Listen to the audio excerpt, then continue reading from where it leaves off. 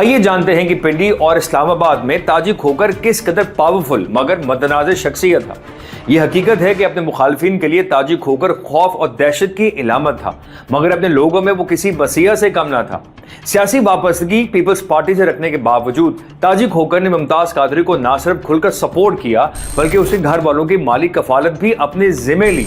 यही नहीं बल्कि उन्होंने मुमताज कादरी के नाम से एक मस्जिद भी तामीर करवाई थी। एक बार जब ताजी खोकर का गुजर एक बच्चियों के मदरसे से हुआ तो किसी ने बताया कि यहाँ कई महीनों से सिर्फ दाल पक रही थी। ये सुनते ही ताजी खोकर की आंखों से आंसू बहने लगे। उन्होंने फौरन एक तंदुरुस्त बैल मंगवाया और अपनी आंखों के सामने ज़िबा करवा के सालन बनवाया ताकि बच्चों को गोश्त खाने को मिल सके। 6 जनवरी 2021 को ताजी खोकर इस दुनिया से रुखसत हुआ। ठीक 3 दिन बाद उसका भाई हाजी नवाज खोकर भी दारे फानी से कूच कर गया। ताजी खोकर का भतीजा मुस्तफा नवाज खोकर सेनेटर रहा और बिलावल भुट्टो का तर्जुमान भी। ताजी खोकर के बेटों के नाम उमर खोकर और फरख खोकर है। फरख आज अपने वालिद का जानशीन है। उसका नाम भी ताकत की इलामत समझा जाता है।